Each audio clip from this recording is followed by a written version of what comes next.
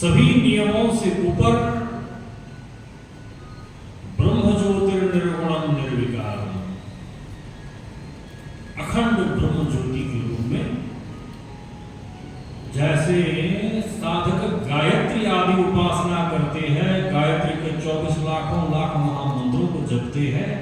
अंतःकरण की शुद्धि के बाद वैसे ही तत्व का साक्षात्कार होता है।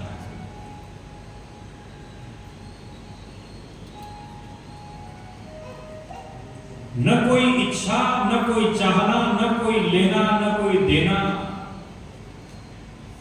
न कोई मिलन, न कोई विछड़, न कोई शब्द, न कोई स्पर्श, न कोई रूप, न रस, न गंध। अत्यंत दिव्य संसार और संसारिक धर्म से परे भगवती का नित्य निवास स्थान। भगवती जगदम्बा के प्रकाश से ही वो लोक नित्य आदित्य है, प्रकाशित है, स्वयं ज्योति स्वरूप।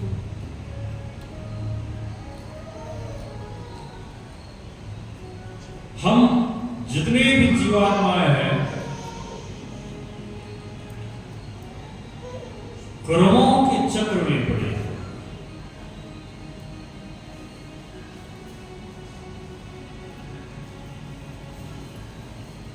काल कर्म गुणाधीनो देहो यम पंचभौतिक।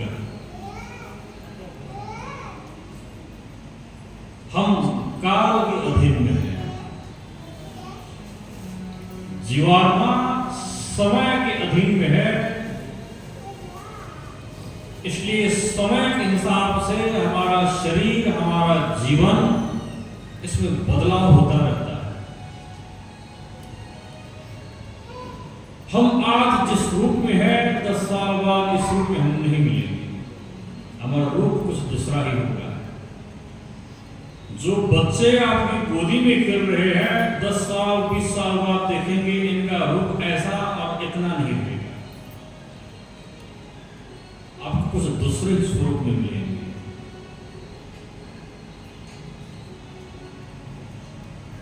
क्यों? क्योंकि समय, बदलाव का नाम ही समय है। हमारा शरीर और ये समस्त सृष्टि काल के अधीन में है, इसलिए काल अपना काम करता है, शास्त्र ही करता है। देखो, सनातन हिंदू धर्म को यदि समझना है, शास्त्रों को ढंग से सुनना शुरू करो। बाद में ये मत कहना, ये म्याऊं म्याऊं मत करना कि हमारे हिंदू में कुछ नहीं है।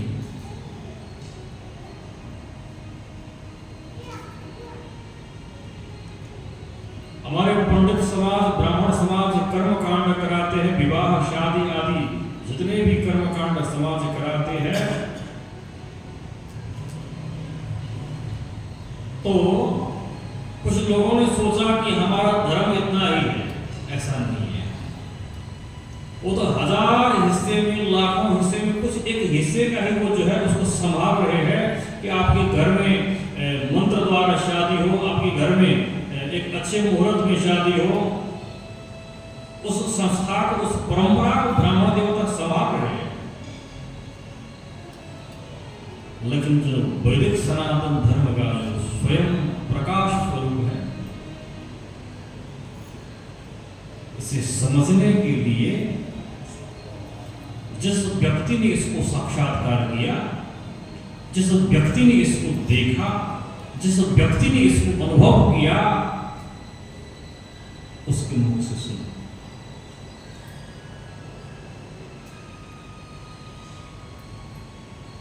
हमने कल बताया, गुरुकुल का मतलब सिर्फ कर्मकांड सिखाने वाले जगह नहीं है। उज्जैन गुरुकुल के विषय में हमने बताया था, वहां 64 विद्याओं की पढ़ाई होती थी। हमारे गुरुजी लोग भी सब जानते हैं। महात्मा बुद्ध ने भगवान बनने से पहले बहुत सारे विद्याओं का उन्होंने अध्ययन किया। घुड़सवार जैसे घोड़े के ऊपर सवार करने का, रंगोली खेलने का, कपड़े में फूल पोंदने का, भोजन पकाने का, गाने का, नाचने का, नृत्य करने का, अभिनय करने का, तेव सॉन्ग करने का, एक्टिंग करने का, सब कुछ हमारे विद्या की 64 विद्या 60 और 4 6 विद्या के अंतर्गत धरती में शुरुआत हुई।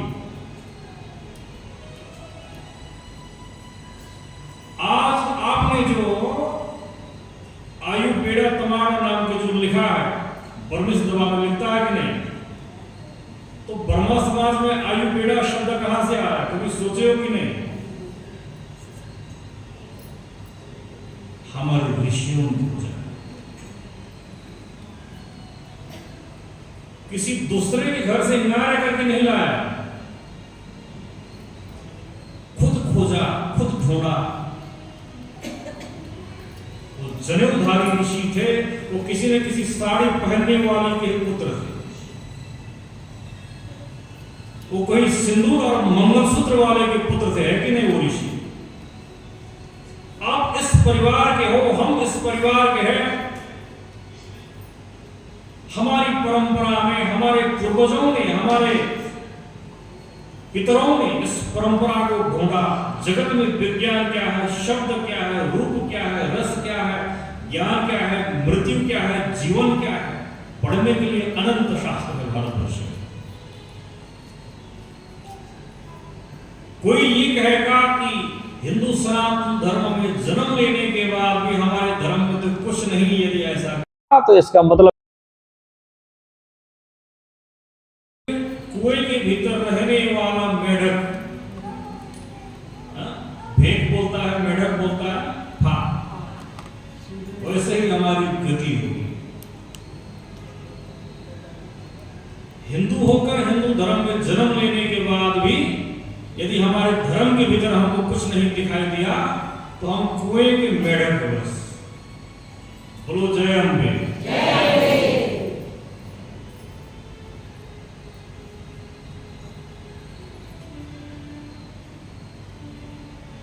हमारी एक परंपरा है, सृष्टि में दो परंपराएं चली, एक गुरु शिष्य परंपरा, श्रुत परंपरा जिसको कहा जाता है। गुरु ने शिष्य को ज्ञान सुनाया, शिष्य ने अपने शिष्य को सुनाया, शिष्य प्रशिष्य, दूर प्रशिष्य, इस क्रम से एक चला। गुरु चेले की एक परंपरा, दूसरा पिता पुत्र परंपरा, पिता के द्वारा पुत्र का जन्म, उसके द्वारा उसके पुत्र का जन्म, उसके द्वारा उसके पुत्र का जन्म, पिता पुत्र परंपरा और गुरु शिष्य परंपरा करके दो परंपराएं इस धरती में चली।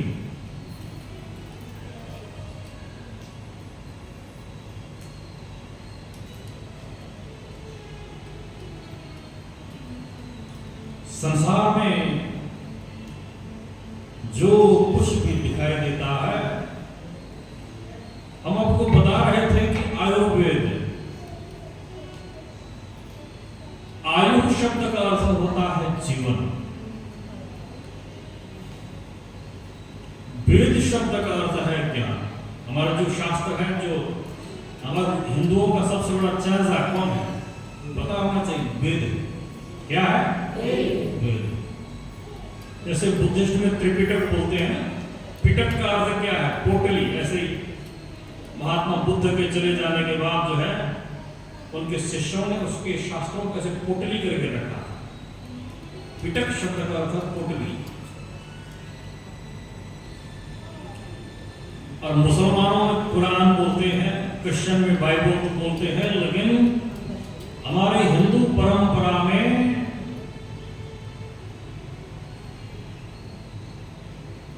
हमारे सनातन परंपरा और जगत की उत्पत्ति की जो परंपरा है, उसमें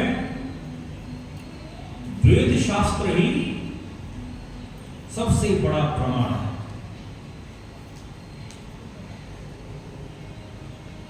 इसलिए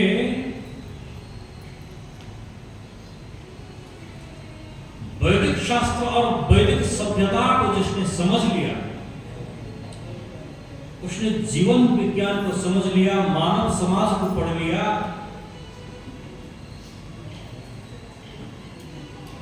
आप वैदिक सनातन हिंदू धर्म की परंपरा और गुरु परंपरा को सोचे बिना, सुने बिना, समझे बिना आप हिंदू धर्म को अड़कल नहीं कर सकते।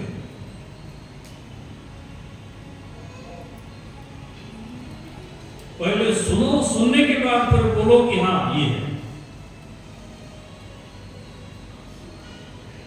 क्योंकि पाश्चात्य देश माने पश्चिम देश,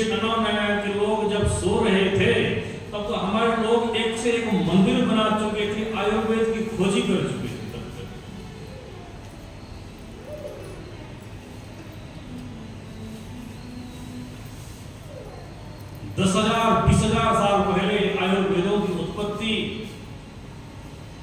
बहुत अधिक समय पहले फलाने और फलाने जड़ी बूटी को जोड़ने से, सट्टे करने से फलाने रोग की ठीक हो जाती है, फलाने और फलाने को सट्टे करने से फलाना होता है। हमारे यहाँ संगीत शास्त्र भी है, इतनी बार बजाना चाहिए, ऐसे बजाना चाहिए। हमारे यहाँ राग शास्त्र है, इतनी इतनी बड़ी बड़ी पुस्तक है। देखो, ऐसे धर्म में जन्म लेना तो बहुत सौभाग्य से मिलता है। दूसरी बात खान पान के विषय में पाक शास्त्र। महाराज नल ने इसकी रचना की थी। पाक शास्त्र में फलाने और फलाने सब्जी को मिक्स करके फलाना प्रकार का बनाया जाता है, ऐसा लिखा है इसने। धर्म, राजनीति, ज्ञान नीति, धर्म, अर्थ, काम, मोक्ष, आप जो कुछ चाहो वो सब कुछ सनातन हिंदू सनातन धर्म में आपको प्राप्त होगा। आप उस धर्म के हो, अपने आप में गर्व होना चाहिए, अपने आप में खुशी होनी चाहिए।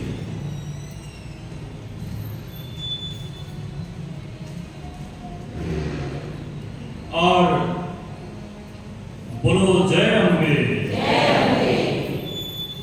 एक मिनट का थोड़ा संकीर्तन करेंगे।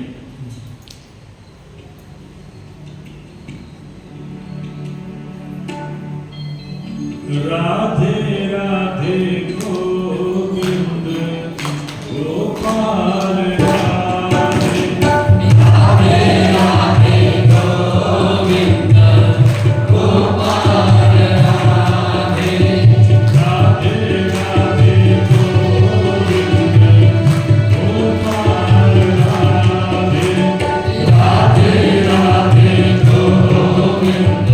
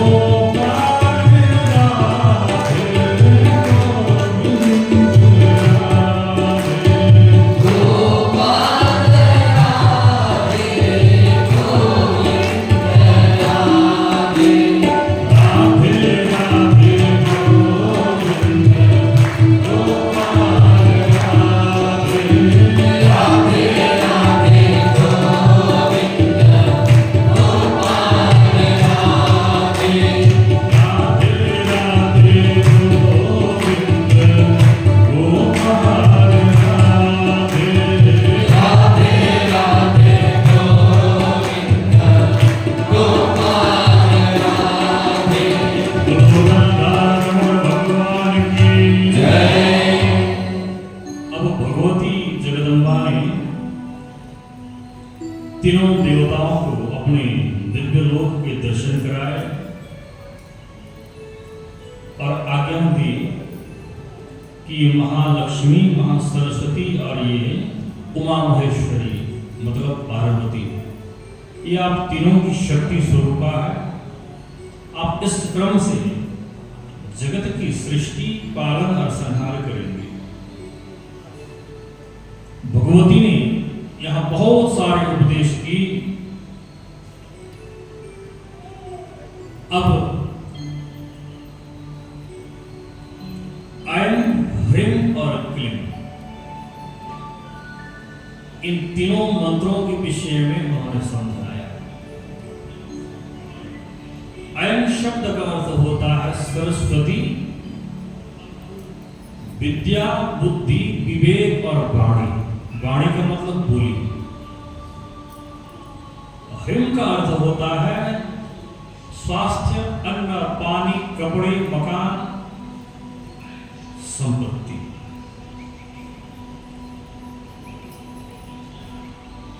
और क्लीम का अर्थ होता है मृत्यु, सुरक्षा और महाकाली। क्लीम का दूसरा अर्थ होता है भगवान श्री कृष्ण। ये तीन प्रकार के बीज मंत्र उन्होंने बताया।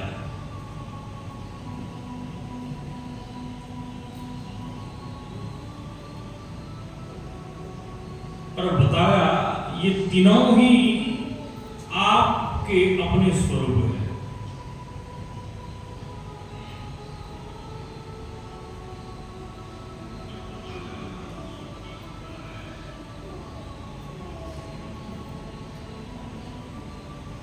फिर तीनों देव भगवती को प्रणाम करके अपने लोक में आए और अपनी अपनी शक्तियों के साथ वहां रहने लगे। भगवान श्री हरि ने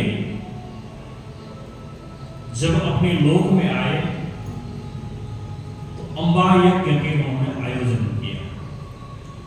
अम्बा यज्ञ का मतलब भगवती जगदम्बा के नाम से एक बहुत बड़ा यज्ञ, देवी के ही वस्त्रों का, देवी के ही आहुति, देवी के लिए फल का भोजन, देवी के लिए धूमधाम हवन, बहुत सारे ब्राह्मणों को रखकर भगवान श्री हरि ने ऐसा यज्ञ किया।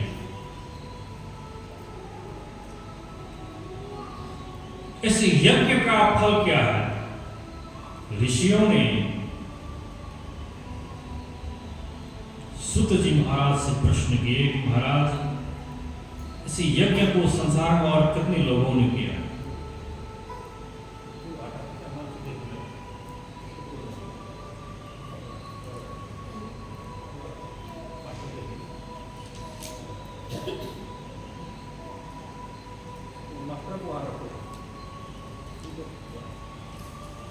बोलो जय अम्बे।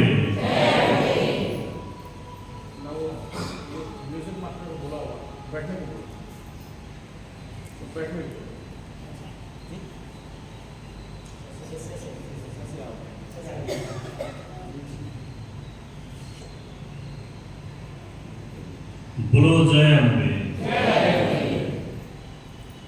और भगवती महारानी की कृपा से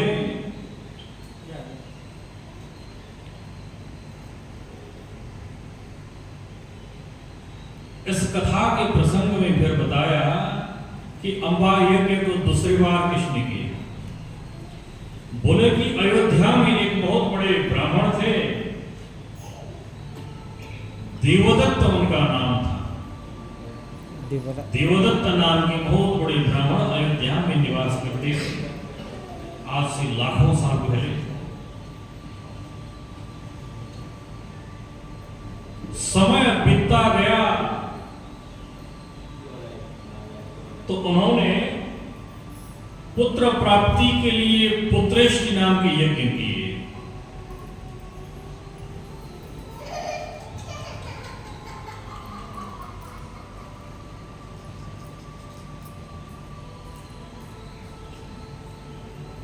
इसके बाद क्या हुआ? उस यज्ञ में बहुत सारे ब्राह्मणों को उन्होंने बुलाया था। देखिए, मंत्र जाप में, कर्मकांड में बहुत बड़ा विधान होता है। कर्मकांड में मंत्रों को गायन करते समय साम मंत्रों को अशुद्ध बोलने से पाप लगता है, ब्राह्मणों को दोष लगता है। वहां एक गोभेल नाम के कोई ब्राह्मण देवता आए थे उनके यज्ञ में, और उस गोभेल नाम के ब्राह्मण ने बार बार ऐसे जमाए लेके हाय करते हुए मंत्रों का जाप किया, तो वहां मंत्र अशुद्ध हो गया। वैदिक कर्म करते समय बहुत सावधानी से और बहुत डर कर भगवान से क्षमा मांग के तभी मंत्रों का उच्चारण किया जाता है। तो जब इन्होंने ऐसा किया तो वह मंत्र भंग हो गया। मंत्र भंग होते ही राजा को दोष लगा, तो राजा ने ब्राह्मण को वहां डांट दिया। तो ब्राह्मण को जब डांट पड़ी तो ब्राह्मण थोड़े क्रोधित होकर राजा को श्राप दे दिया। बोले कि आपने छोटी सी बात में हमें दोष दिया, इसलिए आपके घर में एक मूक गूंगा पुत्र जन्म लेगा, जो बोलने ही नहीं जानता, ऐसा कोई पुत्र जन्म लेगा। जब राजा को श्राप लगने के बाद जो है, राजा ने फिर क्षमा मांगी। अनादर में जाके राजा को एक पुत्र हुआ। वो पुत्र वैसे ही गूंगे थे, बचपन से बोल नहीं पाता। राजा ने यज्ञ में फिर मांगा कि हमसे गलती हो गई, हमने तो बस आपकी गलती दिखाई थी। तो ब्राह्मणों ने आशीर्वाद दिया कि बोले समय आने पर फिर सबसे बड़ा विद्वान ही बनेगा, ऐसे आशीर्वाद दिए। समय बीतता गया, फिर इधर बच्चा हो गया राजा के माने ब्राह्मण देवता के घर में, देवदत्त के घर में ब्राह्मण हो गए, पुत्र का जन्म हुआ। बचपन से बहुत प्रयास किए पढ़ाने के लिए, मंत्र जपाने के लिए, गायत्री मंत्र बार बार सिखाए, लेकिन उसके मुख से कोई शब्द नहीं निकला। देवदत्त को बहुत दुख हुआ उनके पिता को। एक दिन घर में पूजा का अवसर था, बाहर के ब्राह्मण आके वहां मंत्र जाप रहे थे। सब उनके पुत्र को देख के खिल्ली उड़ा के हंसने लगे।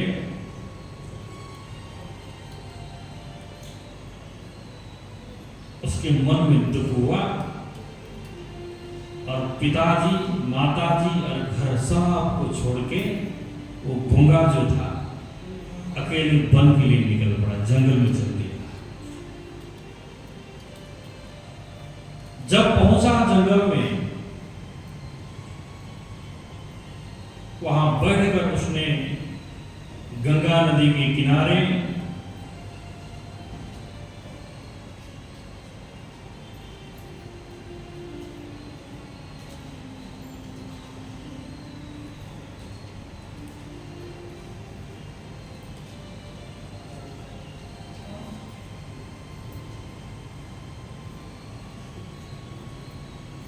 एक समय क्या हुआ, गंगा नदी के किनारे जाके एक पत्थर की कुटिया बना के वो वहां रहने लगा। उसने संकल्प लिया कि जीवन में जब तक मैं जीऊंगा सिर्फ सत्य ही बोलूंगा। वैसे बोल तो नहीं सकता था। फिर माता सरस्वती को उसने प्रणाम किया।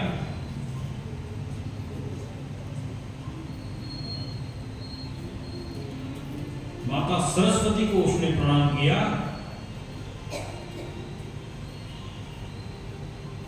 दिन बीतता गया। एक दिन एक बहेलिया, एक शिकारी ने एक हिरण को प्रहार किया और एक हिरण भागता हुआ उसके सामने से आ रहा था। आते आते उसकी कुटिया के पास में आ गया हिरण। तो हिरण के शरीर में जो चोट लगा हुआ था उसको पट्टी से बांधकर उसने हिरण को थोड़े उधर पहुंचा दिया और हिरण झाड़ी में कहीं जाके छिप गया। कुछ देर बाद वहां से वो शिकारी आया। उसने हिरण को देखकर ऐ ऐसा शब्द उसने बोला था। जब बोलने लगा तो उसके मुंह से ऐ शब्द आया। ऐ शब्द माता सरस्वती के ऐंकार मंत्र का स्वरूप था।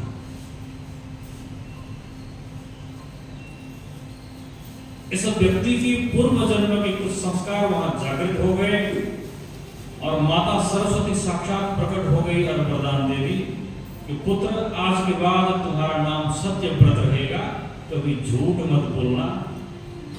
इस धरती में तुमसे बढ़कर कोई विद्वान नहीं होगा। इतना वरदान देकर माता सरस्वती वही अंतर्धान हो गई। इसके बाद उस व्यक्ति, उस ब्राह्मण कुमार का नाम पड़ा सत्यव्रत। कुछ देर बाद वहां बहेलिया आया और उसने पूछा, आपके सामने से हिरण को जाते हुए आपने देखा क्या? एक चोट लगा हुआ एक चोटिल हिरण आपके सामने से गुजर गया। जब उसने पूछा तो उसने 2 कदम आगे आकर उत्तर दिया,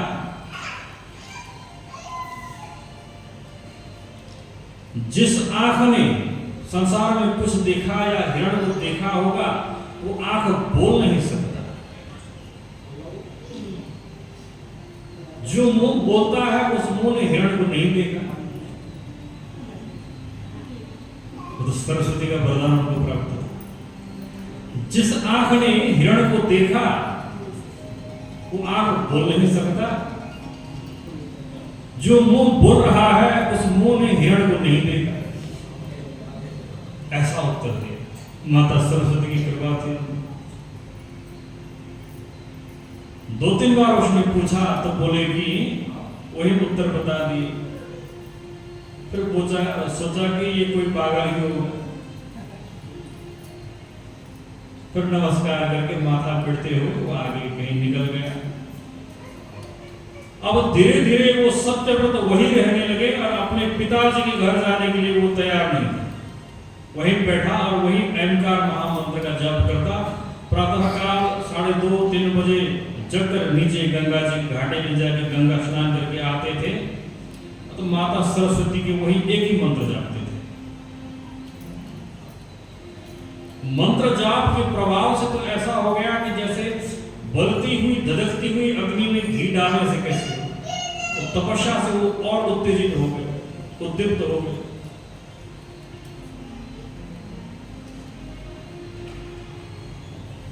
माता रानी की कृपा हुई,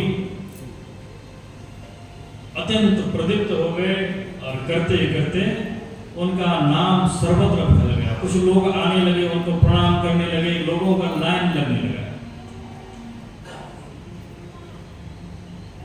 कोई कुछ पूछने के लिए आते थे, कोई दर्शन करने के लिए आते थे, कोई चरणों में प्रणाम करने आते थे। आते आते एकदम नाम फैल गया। धीरे धीरे धीरे उनके पिताजी तक ये खबर पहुंची गई। पिताजी फिर गांव के और ब्राह्मणों को लेके, बड़े बुजुर्गों को साथ में लेके, सज्जन मंडल के साथ बहुत सारे समाज को आगे करके पिताजी भी गाजे बाजे के साथ अपने पुत्र के यहाँ आए। जब पिताजी को देखा तो उन्होंने चरणों में प्रणाम किया। पिताजी ने उनको गले से लगाया और बोले कि पुत्र, हमें क्षमा करना, हमने तुम्हारा अपमान किया। तुम गूंगे हो, तुम मूर्ख हो, तुम्हारे पास समझने की बुद्धि नहीं थी, इसलिए हमने तुम्हारा अपमान किया, हमें क्षमा करना। अब तुम अपने घर चलो। जब पिताजी ने माफी मांगी तो वो घर चलने के लिए तैयार हो गए और अपने माता पिता दोनों के साथ जो है वो धीरे धीरे धीरे अपने घर की नगर की तरफ चल दिए। ये भगवती माता रानी की कृपा का ही फल है। भगवान श्री वेदव्यास जी ने राजा जनमेजय को ये कथा सुनाई थी। देवी भागवत महापुराण श्रीमद् देवी भागवत कथा का मुख्य श्रोता राजा जनमेजय थे, जिन्होंने सर्प यज्ञ के बाद स्वयं बैठकर यह कथा सुनी थी। और इसके बाद राजा ने यहां प्रश्न किया कि गुरुदेव, संसार में यज्ञ कितने प्रकार के होते हैं? हम यज्ञ बोलते हैं, हवन बोलते हैं, वास्तव में यज्ञ शब्द का अर्थ क्या है?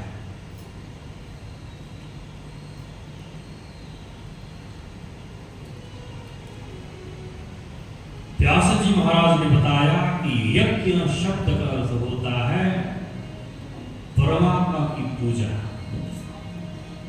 सत्संग, दान। इसके बहुत हजारों अर्थ होते हैं, लेकिन मुख्य ये है कि शुद्ध और सत्पात्र में दान देना ये यज्ञ है, परमात्मा की पूजा करना ये यज्ञ है। कोई भी शुभ कर्म करो उसी का नाम एक यज्ञ है।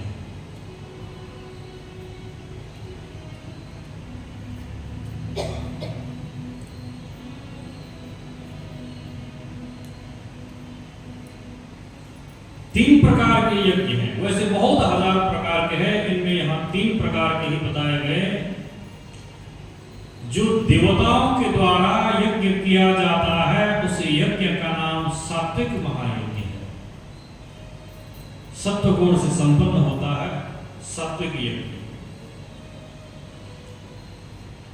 जो राजाओं के लिए पृथ्वी को जीतने के लिए, दूसरे देश को जीतने के लिए जो किया जाता है वो राजसिक यज्ञ है।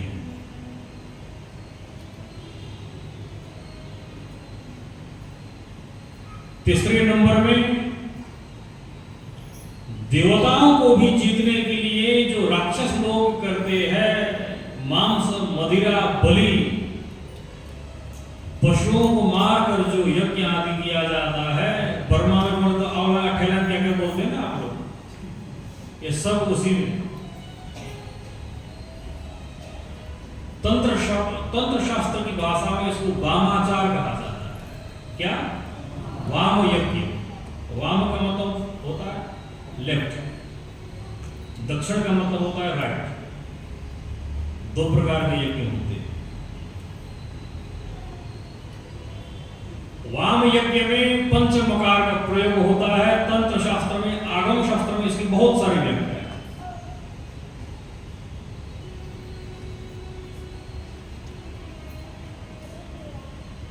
और इस प्रकार जो है लोकांतर की प्राप्ति के लिए, किसी को मारने के लिए, किसी को स्तब्ध करने के लिए, किसी को रोकने के लिए जो टुना मुना आदि जो प्रयोग करते हैं, ये नीच प्रकार के तामसी यज्ञ है। इसका फल मिलता तो है, लेकिन इसके बाद क्या होगा? अपनी ही दुर्गति होगी, अपनी ही दुर्दशा होती है।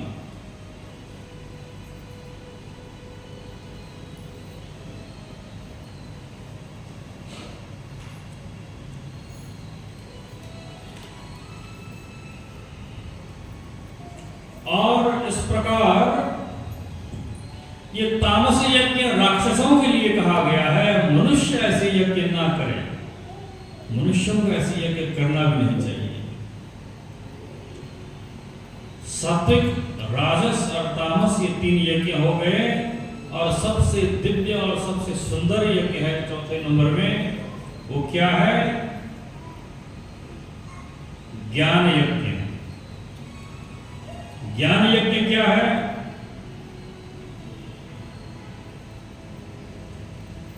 साक्षात परमात्मा के साथ प्रेम और परमात्मा के साथ जुड़ना, परमात्मा के ही कीर्तन में रमना, उनकी ही कथाओं का श्रवण करना, यथाशक्ति यथाभक्ति दान देना, तीर्थों में भ्रमण करना, जितना हो सके सेवा सत्कार और सुमिरन करना, ये ज्ञान यज्ञ है।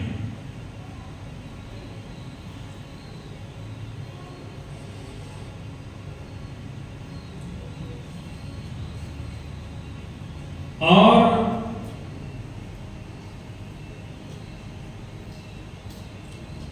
इसके बाद फिर बताए संसार में बहुत प्रकार के यज्ञ हैं, इनमें सबसे श्रेष्ठ ज्ञान यज्ञ है। और ज्ञान यज्ञ का अर्थ होता है कि परमात्मा के साथ हमेशा जुड़ना, मन के द्वारा परमात्मा का नित्य चिंतन करना, परमात्मा के चरणों को याद करना, परमात्मा की भक्ति में ही डूबना, ये ज्ञान यज्ञ का नाम है।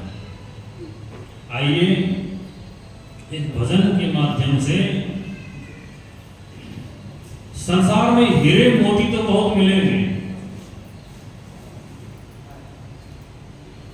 लेकिन संसार में असली खजाना, असली हीरे मोती क्या है?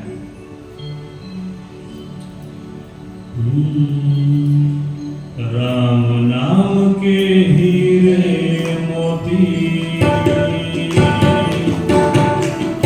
राम नाम के हीरे मोती, मैं बिखराऊं गली गली, कृष्ण नाम के हीरे मोती, मैं बिखराऊं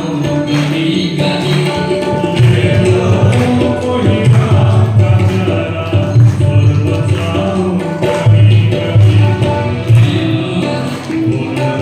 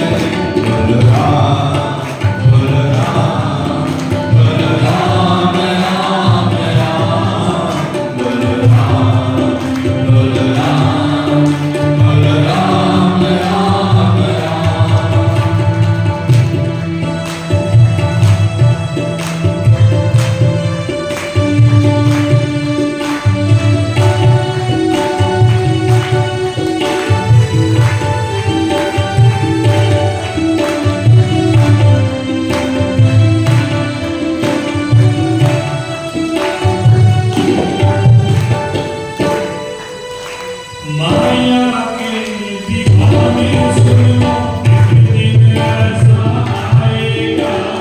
माया के दीवाने सुन लो, एक दिन ऐसा आएगा। धन दौलत अरमान खजाना यहीं पड़ा रह जाएगा। धन दौलत अरमान खजाना यहीं पड़ा रह जाएगा। माया के दीवाने सुन लो, एक दिन ऐसा आएगा। माया के दीवाने सुन लो, एक दिन ऐसा आएगा। धन दौलत अरमान खजाना यहीं पड़ा रह जाएगा। धन दौलत और माल खजाना यहीं पड़ा रह जाएगा। सुंदर काया मिट्टी होगी,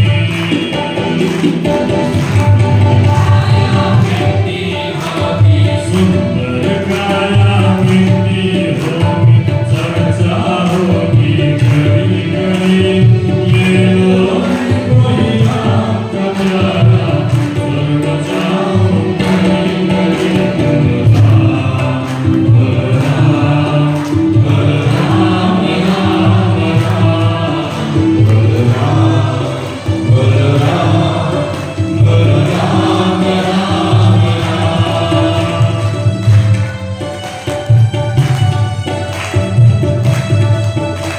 बोलो बाकी बिहारी सरकार की जय, राजा रामचंद्र भगवान की जय, जय अम्बे।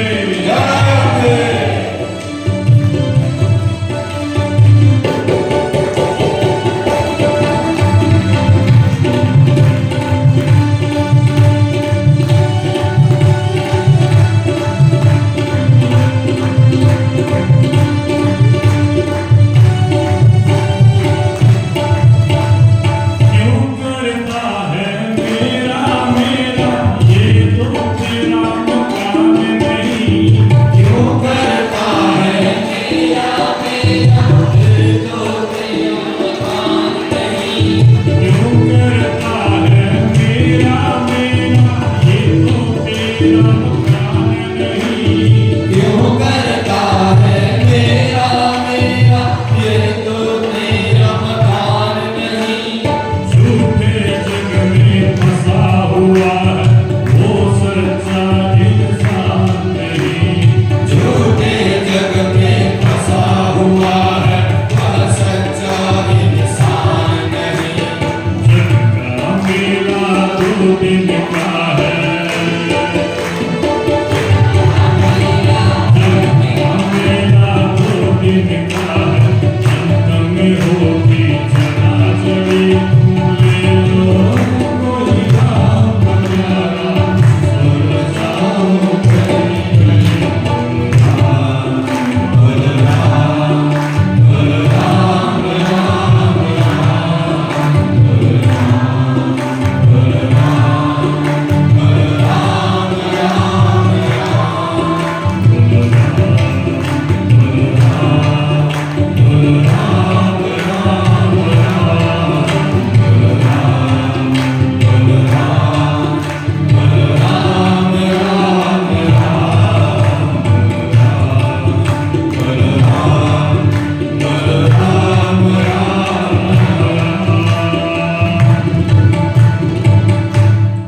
बोलो राधा रमण भगवान की जय। प्यारे भक्त सज्जनों, संसार में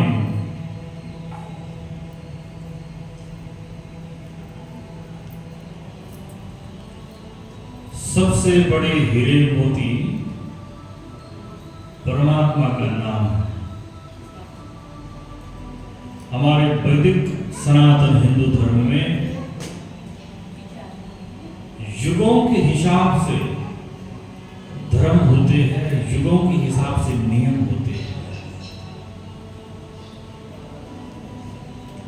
सत्य युग में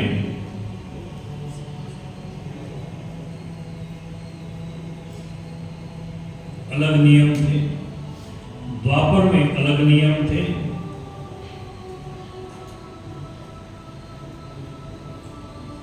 सत्य युग में तपस्या से ही भगवान को प्राप्त किया जाता था।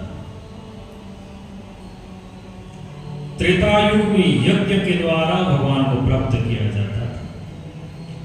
द्वापर युग में मूर्ति पूजा आदि, भगवान जो श्री कृष्ण आए थे, मूर्ति पूजा अर्चना के द्वारा भगवान का साक्षात्कार होता था। कलयुग में सरल और बहुत आसानी जो इलाका है, जो उपाय है, भगवान का नाम जप, इष्ट देव के नाम जप से ही उनका साक्षात्कार संभव है। हमारे आगम शास्त्रों में और बहुत सारे पुराणों में ऐसा प्रमाण भी मिलता है। व्यक्ति कलयुग में यदि विधि विधान से दिन में 7 घंटे 8 घंटे के हिसाब से यदि भगवान के महामंत्रों का जाप करना शुरू करे तो 6 साल में ही परमात्मा का दर्शन होगा, लेकिन एक दिन भी नहीं टूटना चाहिए। यदि पुरुष हो, ब्राह्मण हो या तो क्षत्रिय हो, तो गायत्री महामंत्र के 32 लाख जप होना चाहिए। इसको पुरस्चरण बोलते हैं। भारतवर्ष में ऐसा नियम है और नेपाल में इसका और अधिक ज्यादा नियम है। जिनको गुरु परंपरा से गायत्री महामंत्र प्राप्त है, उस व्यक्ति को त्रिपदी चतुष्पदी गायत्री, 3 पाव वाली या 4 पाव वाली ऐसे कुछ गायत्री है, उस ब्रह्म गायत्री के अनुष्ठान करना चाहिए। आत्मनस्तु विशुद्ध्यर्थम लक्षत्रयम् जपेत बुधा। आत्मशुद्धि के लिए अर्थात निष्पाप होने के लिए, समस्त पाप को खंडन करने के लिए तपस्या में सबसे पहले गायत्री।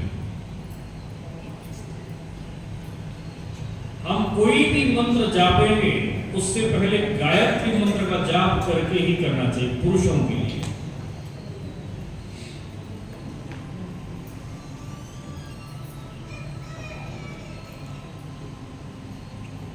आत्मनस्तु विशुद्ध्यर्थम लक्षत्रयम् जपेत बुधा अथवा अष्टलक्षं तु गायत्रीं श्रुतिचोदिताम्।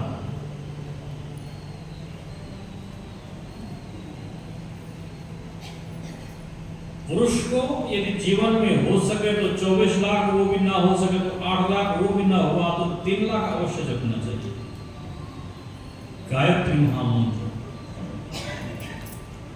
क्योंकि गायत्री महामंत्र सभी मंत्रों का शीर है। सभी मंत्रों का शीर, सभी मंत्रों का हेड क्या है? गायत्री मंत्र।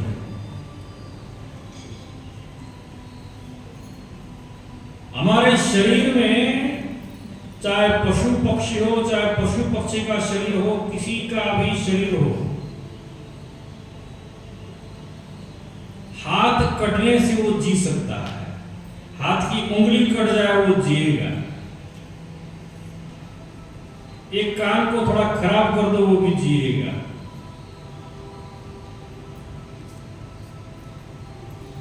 पैर काट दो वो भी जिएगा। लेकिन किसी का सर कट गया तो जी नहीं पाएगा। क्यों? क्योंकि सिर जो है हमारे शरीर के अंगों में सबसे महत्वपूर्ण अंग है। उसी प्रकार सभी मंत्रों का शीर भी गायत्री महामंत्र है। गायत्री ही एक ऐसा मंत्र है जिस मंत्र का तीनों वेदों में उल्लेखित मिलता है। ऋग्वेद में भी आपको मिलेगा, सामवेद में भी मिलेगा, यजुर्वेद में भी मिलेगा। ब्रह्म गायत्री मंत्र।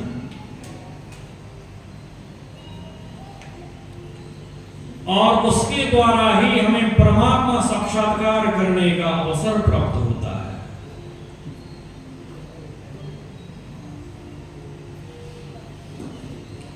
हमने प्रसंग में यह बताया, सत्यव्रत नाम के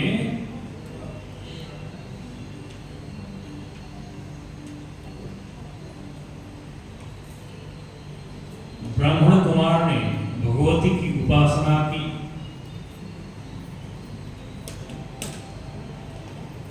देखिए हमारे जीवन में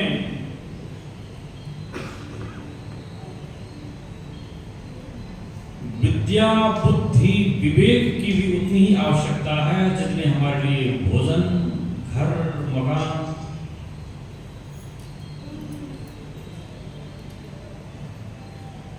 हमें किसी भी विषय की जो जानकारी है उसी का नाम विद्या है। हम कुछ भी वस्तु को जान लें, उस जानकारी का नाम ही विद्या है, उस जानकारी का नाम ही ज्ञान है।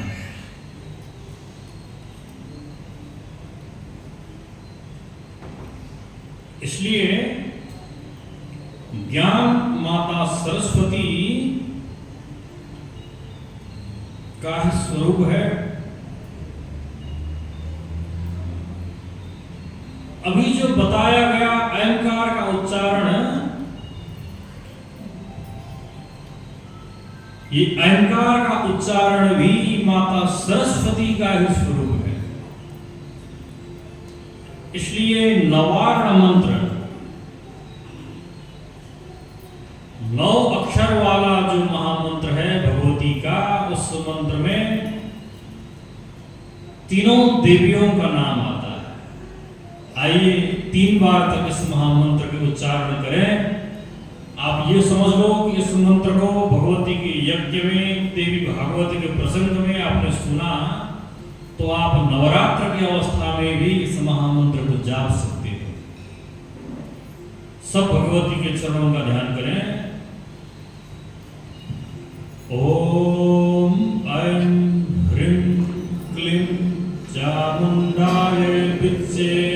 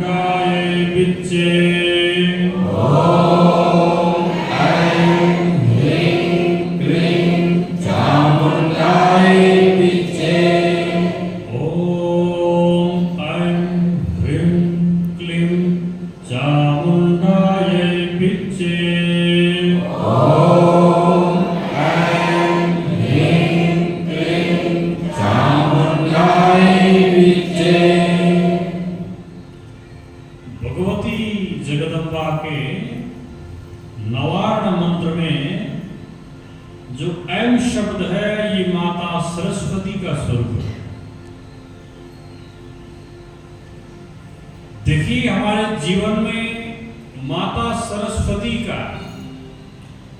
सरस्वती के साथ हमारे जीवन में क्या संबंध है, इसको समझना चाहिए पहले।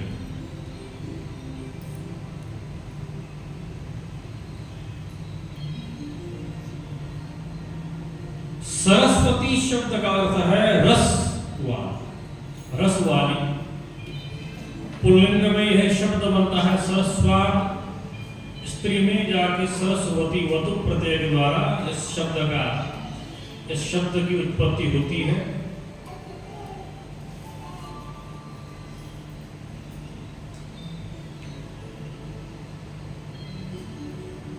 संसार में जब हम गहरी नींद से जगते हैं, जगने के बाद हमारी बुद्धि सबसे पहले चलना शुरू करती है। कभी कभार ऐसा होता है कि हम किसी नए जगह में पहुंच गए, हम सो गए, सोने के बाद हम जब जगते भी है तो आधा मिनट तक, चाहे 10 सेकंड, चाहे 20 सेकंड तक हमें होश नहीं रहता कि हम कहाँ हैं। ऐसा होता है कि नहीं? ऐसा क्यों हुआ, इस पर किसी ने विचार किया? इसका मतलब क्या है? देखिए इसमें 2 चीजें हैं, थोड़ा ध्यान से सुनो। हम कहां हैं, जगह के पता न होने पर भी हम हैं इसका पता है। आपको जगह की पता नहीं, आपकी बुद्धि में थोड़ा भ्रम हो रहा है कि हम कहां हैं, जगह का ज्ञान नहीं है, लेकिन अपने आप होने का ज्ञान है कि नहीं?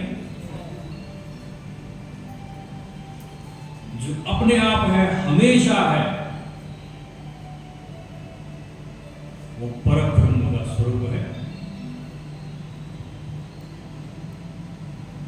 सिर्फ परब्रह्म है उस अवस्था में। हमने ब्रह्मसूत्र के माध्यम से आपको समझाया, जगह का ज्ञान नहीं, बाहरी बुद्धि का ज्ञान नहीं, हम कहां सोए हैं, किसके मकान में सोए हैं, किसके होटल में सोए, किसी धर्मशाला में सोए, वृंदावन में सोए हैं, काशी में सोए, रंगून में सोए, वो मतलब नहीं, वो ज्ञान हो नहीं पा रहा है। लेकिन उससे पहले अपने आप के होने को वहां ज्ञान है कि नहीं? अपने आप होने का जो ज्ञान है वही अपना स्वरूप है, वही परब्रह्म ज्ञान है। उसके बाद फिर दूसरे नंबर में जब बुद्धि थोड़ी देर चलती है तो हमें ज्ञान आता है, अरे हम तो कल रात को यहां सोए थे, अथवा यहां आए थे, इस होटल में थे, वाराणसी में थे, मांडले में थे, रंगून में थे, फलानी जगह में थे। उसके बाद फिर वो बुद्धि खुलती है, वो दूसरी सीढ़ी और दूसरा स्टेप है, और वही संसार है।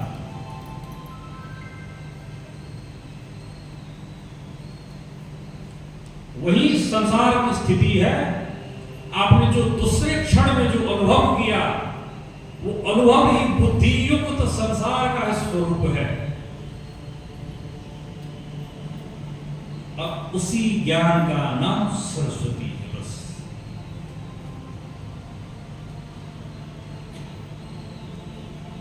उसी अवस्था, उसी ज्ञान, उसी चेतना। हम फलाने जगह थे, अपना ज्ञान पहले, वो तो परब्रह्म स्वरूप है, इसलिए अपना ज्ञान तो हमेशा होता रहता है।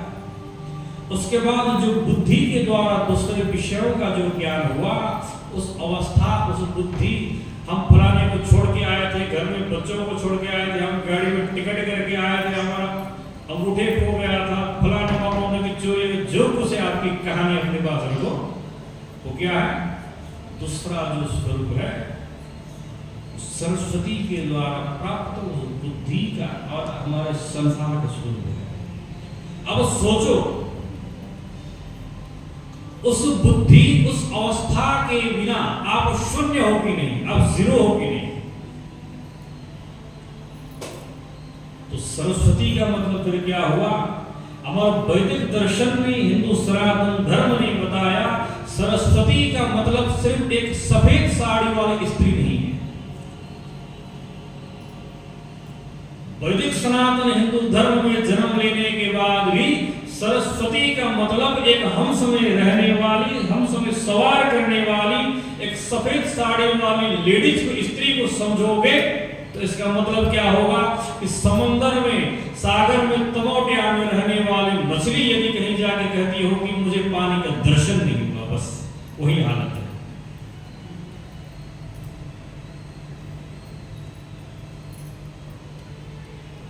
सरस्वती तत्व,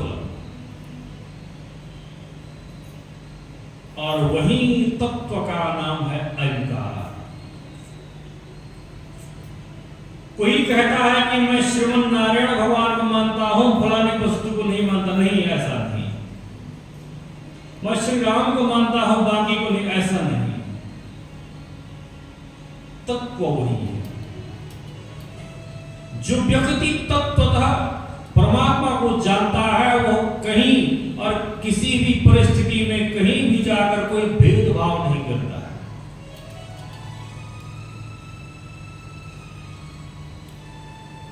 कुत्ते में भी रोटी खाने की, रोटी की लालसा, रोटी का लोभ, अपने बच्चों के प्रति प्रेम नैसर्गिक रूप में, प्राकृतिक रूप में उसको प्राप्त होता है।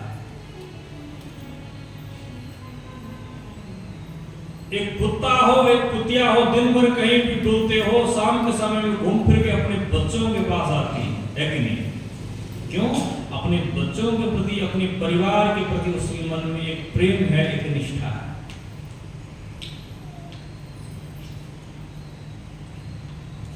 सभी प्राणियों में बुद्धि के रूप में, चेतना के रूप में यादेवी सर्वभूतेषु चेतनित्यभिधीयते नमस्तस्यै नमस्तस्यै नमस्तस्यै नमः नमो नमः। इसका मतलब यही था। आपने ऐसे ही पंडित जी ने बोल दिए, आपने पाठ कर दिए, दादाजी के डांट के डर से आपने सप्तशती पाठ कर दिया, ऐसा नहीं हो सकता। पाठ कर रहे हो, पाठ के मतलब को समझो। जनेऊ पहन रहे हो, जनेऊ के मतलब को समझो। तिलक लगा रहे हो, तिलक के मतलब को समझो। साड़ी पहन रहे हो, साड़ी के मतलब को समझो। मांग में सिंदूर है, गले में मंगलसूत्र है, इसके मतलब को समझो। जिस दिन मतलब को समझोगे उस दिन अपना ही धर्म आपको प्यारा लगेगा, है कि नहीं?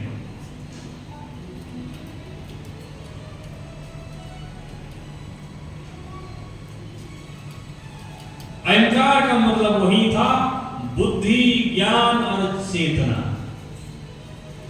प्लस वाणी।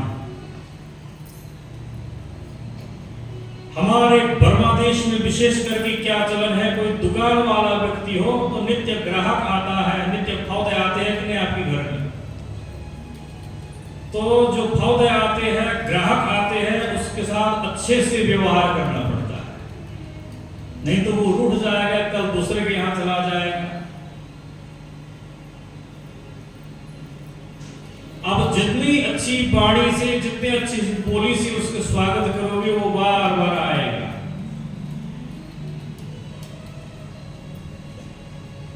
वाणी के द्वारा ही आप उसको बुला पाओगे।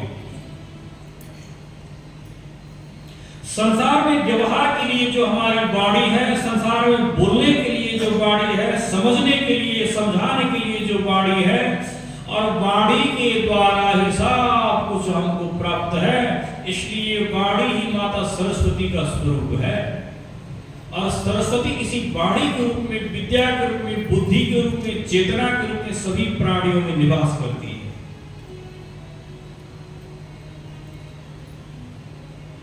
फिर राजा जनमेजय ने प्रश्न किए कि महाराज आपने सरस्वती का प्रसंग तो समझाया, माता काली का स्वरूप क्या है, वो भक्तों को कैसे रक्षा करती है? जगदम्बा माता की और भी एक दो कथा आप सुनाओ।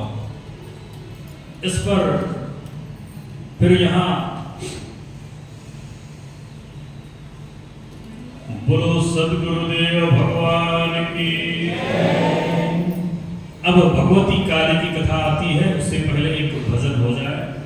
प्रभु जी के द्वारा आप एक भजन हमें सुना दीजिएगा।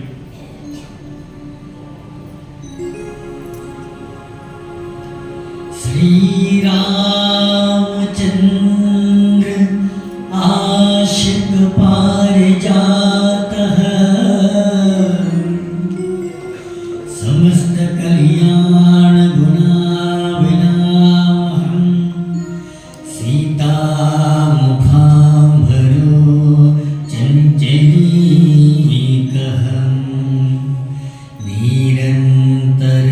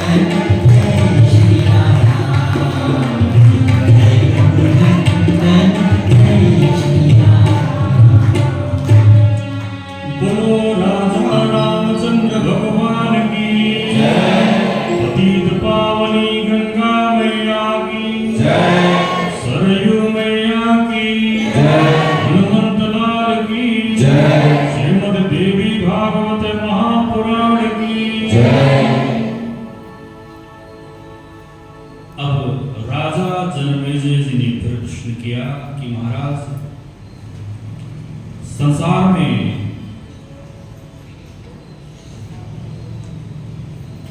भगवती सरस्वती की महिमा को आपने बताई, अब महाकाली की महिमा आप बताओ। संसार में महाकाली का मतलब क्या है?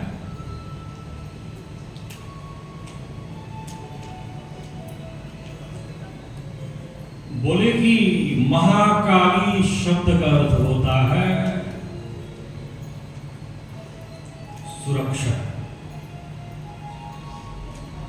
हमें जीवन में, हमने अभी बताया, जैसे हमें बुद्धि, ज्ञान, विवेक, विद्या, जानकारी, इन सभी विषयों का जैसे ज्ञान है, वैसे ही हमारे जीवन में सुरक्षा की बहुत आवश्यक है। हमारे पास जितनी संपत्ति हो, जितना धन हो, जितनी इज्जत हो, जितनी मान प्रतिष्ठा हो, सब कुछ होने के बावजूद भी यदि हम सुरक्षित नहीं हैं तो कुछ नहीं।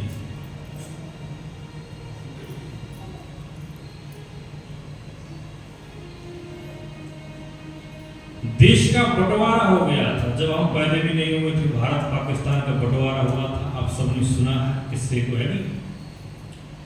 बहुत सारे रिश्तेदार उधर चले गए पाकिस्तान, बहुत सारा देश का हिस्सा इधर रह गया। तो 1947 लेजर खो में दो देश रातों रात अलग हो गए। फिर उसके बाद क्या हुआ आप सभी को पता है।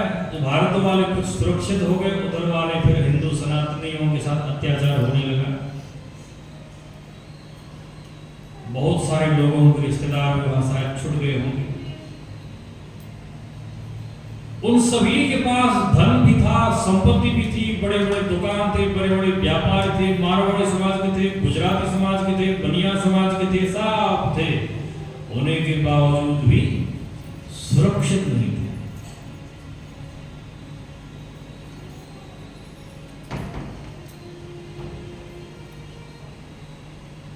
हमारे जीवन में भले ही भोजन हमें एक टाइम मिले, लेकिन मन में डर न हो, मन में सुख हो, मन में शांति हो, परिवार के लोग साथ में रहे, सुबह का निकला हुआ बच्चा शाम तक सकुशल लौटने की कामना मन में बनी रहे, विश्वास हो, यही हमारी सुरक्षा है कि नहीं? अभी हमारी परिस्थिति भी वैसे ही चल रही है यहाँ, जैसे हमने बताया है कि नहीं? तो सब समय चक्र है। हमारे ऋषियों ने चिंतन किया कि एक परिवार के लिए, एक समाज के लिए, एक मनुष्य के लिए, एक पशु पक्षी के लिए क्या क्या चाहिए। विद्या, बुद्धि, विवेक, संसार में जमने के लिए, संसार में रमने के लिए, संसार में ठहरने के लिए, संसार में रिश्ता बनाने के लिए सबसे पहले बुद्धि और विवेक समाज में रहने के लिए है। उससे हमारे नहीं, पशु पक्षी, हिंदू धर्म को मानने वाला, हिंदू धर्म को न मानने वाला, भारत में रहने वाला, भारत में न रहने वाला, बर्मा में रहने वाला, बर्मा में न रहने वाला, सबके लिए नियम लागू है।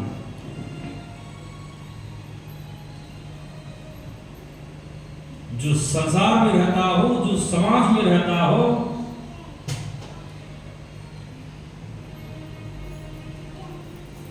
एक बच्चा झुलने में सो रहा था, 1.5 महीने का था, 2 महीने का था, कभी उसने जीवन में पिटाई नहीं खाया था।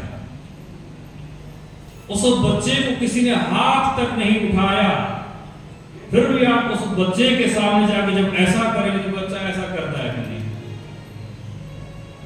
क्यों? क्योंकि उसको अपनी जान प्यारी है।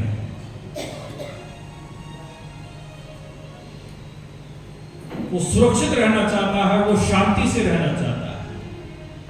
वो पैदाइशी उसका अधिकार है, पैदाइशी उसका हक है, पैदाइशी उसका धर्म है, शरीर का धर्म है सुरक्षा।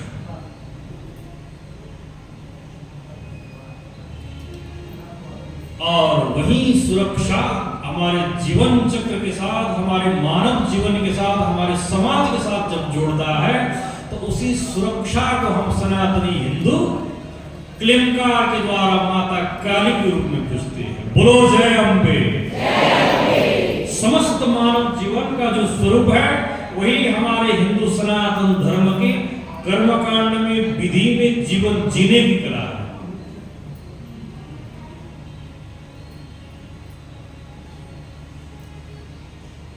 उसी सुरक्षा का नाम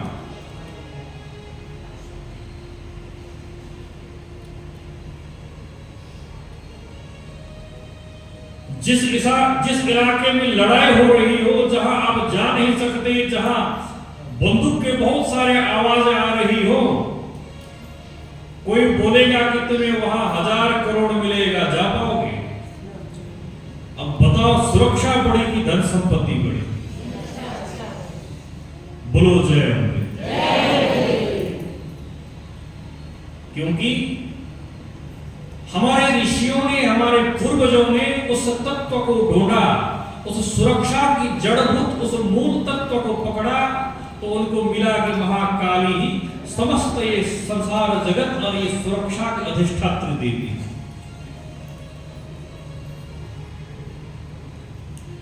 हमने कथा में कई बार बताया, आज से 60-70 साल पहले जो गोरखा समाज से विशेष करके गोरखा नेपाली समाज थे, कोई मिचना में थे, कोई टाउजी के पहाड़ में थे, कोई कहाँ थे, घर में 200-300 भैंस थी ऐरावती नदी के किनारे।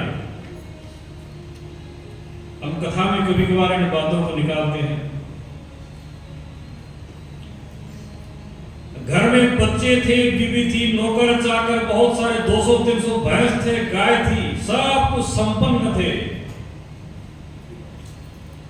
फिर भी डाकुओं के डर से, चोरों के डर से सब कुछ बेच बाच करके कोई मंडले आ गए, कोई बेबी आके बस गए। धन संपत्ति सब कुछ होने के बावजूद भी सुरक्षा की भावना नहीं थी। इसलिए हमारे जीवन में दूसरे नंबर पर सुरक्षा आती है।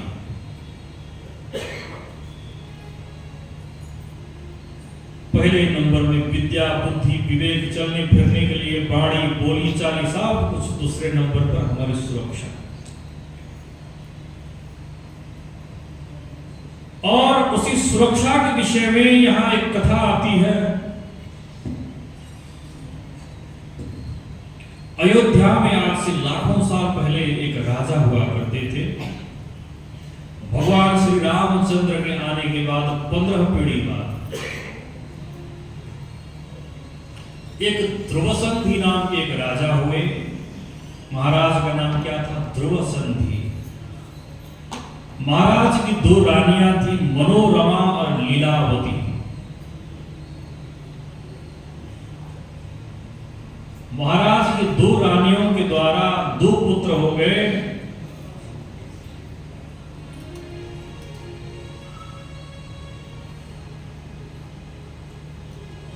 मनोरमा के पुत्र थे सुदर्शन।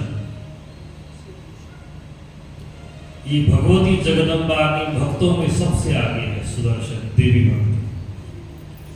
और दूसरा जो पुत्र था शत्रुजित, लीलावती के पुत्र शत्रुजित, ये कुछ दुष्ट स्वभाव के थे।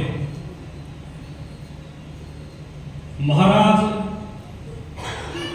बच्चों को छोड़ के कुछ मंत्रियों के साथ जब जंगल में गए शिकार के लिए, जाते जाते उसको सिंह ने प्रहार किया और शेर के हाथों महाराज मर गए। और परलोक जब चले गए, खबर जब मिली, खबर मिलने के बाद इधर मनोरमा के पिता दूसरे देश के जो राजा थे वो भी आ गए, और लीलावती के पिता थे वो भी आ गए। दोनों राजा आ गए। उसने कहा कि हमारे पोते को राजगद्दी में बैठाएंगे, इधर वाले ने कहा कि हमारे पोते को राजा बनाएंगे। अब दोनों में फिर विवाद होने लगा और विवाद होते होते होते जो छोटी रानी के जो पिता थे युधाजित अत्यंत दुष्ट स्वभाव के थे,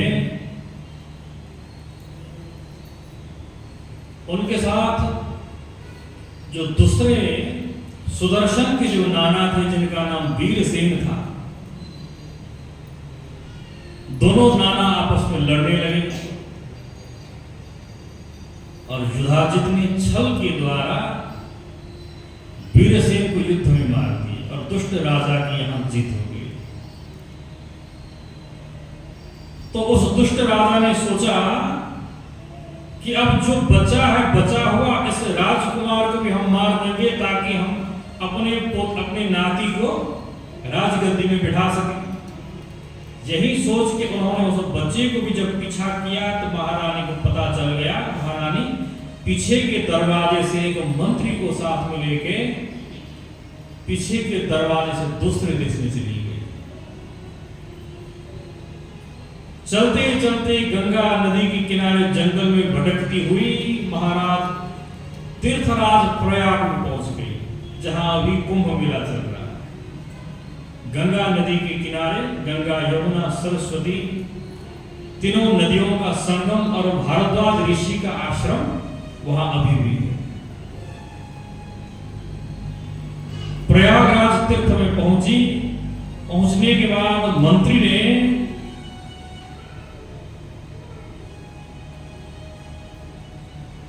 उस मंत्री का नाम था बिदल नाम के एक मंत्री थे, उनको लेके गए और उन्होंने महारानी को यहाँ बहुत सहयोग दिया। देने के बाद वहां महारानी जब पहुंची ऋषि के आश्रम में, जंगल में, गंगा जी के किनारे बहुत सारे बच्चे गुरुकुल की पढ़ाई कर रहे थे, अनेक विद्याएं सीख रहे थे। कोई धनुष विद्या, कोई खान पान की विद्या, कोई शास्त्र, कोई आयुर्वेद की विद्या, अनेक प्रकार की विद्याएं यहाँ दी जाती थी। जैसा मीठा रूखा जैसा भोजन मिले वैसे भोजन लेके यहाँ रहना पड़ता था। ऋषि कुमार, राजकुमार, ब्राह्मण कुमार बहुत सारे यहाँ एकजुट हुए थे।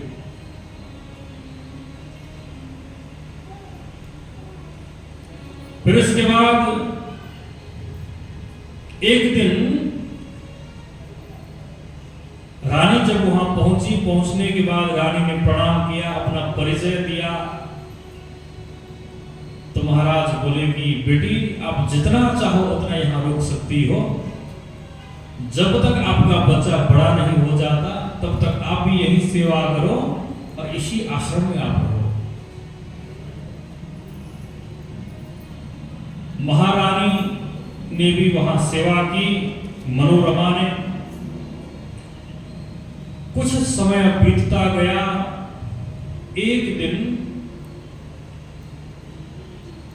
कुछ बच्चों ने,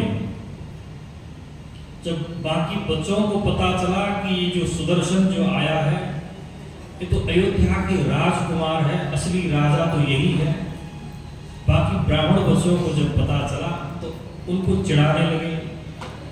तुम लोग युद्ध में हार गए, तुम्हारा मंत्री क्लिब है, क्लिब का मतलब नपुंसक है।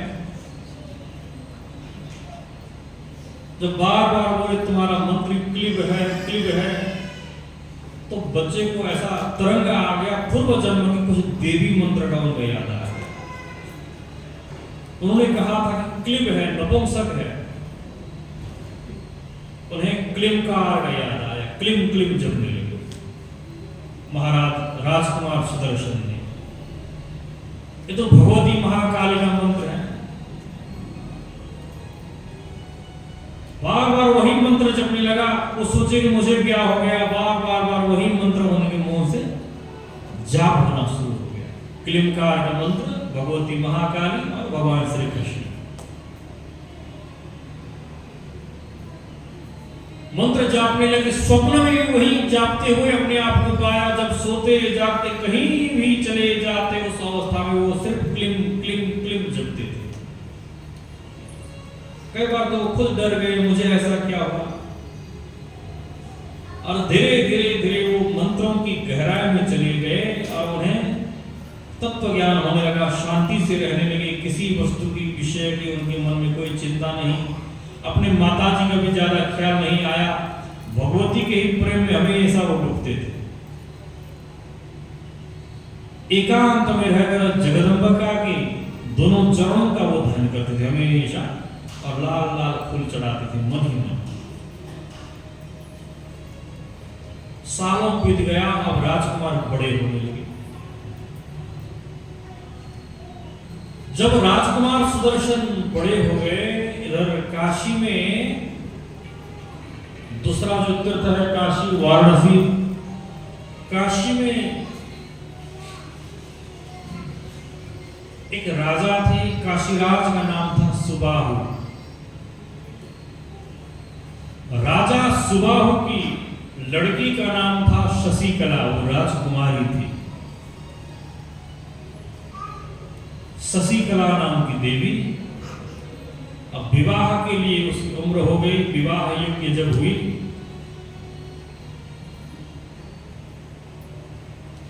सपने में भगवती जगदम्बा ने प्रकट होकर उस राजकुमारी से कहा कि बेटी, तुम्हारे लिए इस धरती में सुदर्शन ने जन्म लिया, सुदर्शन के अलावा किसी को भी पति रूप में मत चुनना। भगवती ने राजकुमारी को आज्ञा देके सपने में अंतर्धान हो गई, सुदर्शन ही तुम्हारा पति है। और ये सुदर्शन इस समय प्रयागराज तीर्थ में ऋषि कुमारों के साथ अपने दुखों के दिन काट रहा है। कुछ समय बाद मैं सहयोग तुम्हें करूंगी कि सुदर्शन के साथ तुम्हारा विवाह होगा।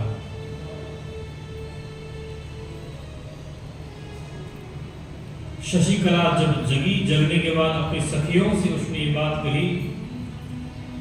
जब उनके माता पिता को यह बात मालूम हुआ, जब मालूम हुई तो माता पिता उनको डांटने लगे, अरे वो तो स्वयं जंगल में है, अपने दुखड़े के साथ वो जी रहा है, वो तुम्हारा पति कैसे होगा? तुम तो राजकुमारी हो, वो तो हारा हुआ राजा का पुत्र है, वो तो जंगली राजकुमार है, कैसे होगा तुम्हारे साथ शादी? अपनी बच्ची को खूब डांटे। तो शशिकला भी अपनी बात पर अटल रही, अपने माता पिता को समझाई, हे माता पिता, तो आप जो है एक काम करो, हमारे लिए स्वयंवर की व्यवस्था कर दो। हमारे शास्त्रों में विवाह 8 प्रकार के होते हैं। कितने प्रकार के? 8 प्रकार के विवाह होते हैं। स्वयंवर, स्वयंवर का अर्थ होता है, वर शब्द का अर्थ होता है चुनना, चुनने का मतलब होता है वर। स्वयं का अर्थ होता है खुद, और स्वयंवर का अर्थ होता है खुद चुनना। राजकुमारी के हाथों एक माला दी जाती थी, वहां बहुत सारे देश के राजकुमार लोग आते थे, और रानी स्वयं जिसको पसंद करती है उसी के गले में माला डाल देती थी।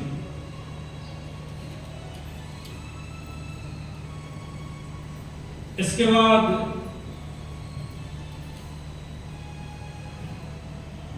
वो दिन आया, राजा ने देश विदेश के बहुत सारे राजाओं को वहां बुलाया। राजा सुबाहु ने संयोगवश वही अयोध्या से वो दुष्ट राजा भी वहां आया, और सुदर्शन जी का जो सौतेला भाई था, जो अत्यंत दुष्ट शत्रुजित, वो भी आया था, बड़ा हो चुका था वो भी। दोनों आए तो युधाजित ने जब सुदर्शन को, इधर सुदर्शन को भी माता रानी ने सपने में जाके आज्ञा दी कि तुम चले जाना, तुम्हारा शशिकला के साथ विवाह होगा, जो सहयोग चाहिए हम सहयोग करेंगे। माता रानी ने भक्त सुदर्शन को ऐसा मार्ग दिखाया।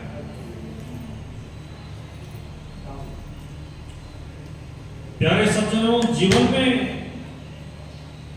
हम किसी एक इष्टदेव को चुनते हैं, उन इष्ट देव के चरण में यदि हम प्रेम करते हैं, उनके ऊपर हम विश्वास करते हैं, तो वो इष्ट देव हमें अवश्य मार्ग दिखाते हैं, हमें कुछ न कुछ मार्ग अवश्य मिलता है। सुदर्शन माता रानी के चरण में हमेशा डूबते रहते थे, उन्हीं की भक्ति में। तो सुदर्शन ने सपने में कहा माता से, हे माता, जहां युद्ध हो, जहां लड़ाई झगड़ा हो, ऐसी जगह मैं जाना नहीं चाहता। आपकी भक्ति मिले, आपके चरण की भक्ति मिले, मुझे दोबारा राजा बनने की भी इच्छा नहीं है, मैं तो अपनी मस्ती में ही ठीक हूं।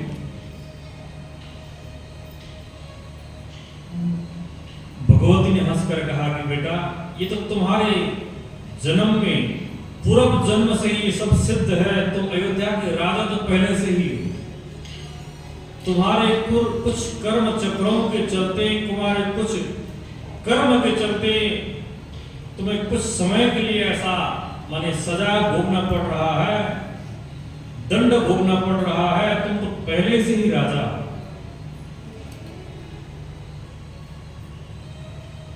जब भगवती ने उन्हें समझाया तो राजा सुदर्शन, राजकुमार सुदर्शन भी अब धीरे धीरे अपनी माता को लेकर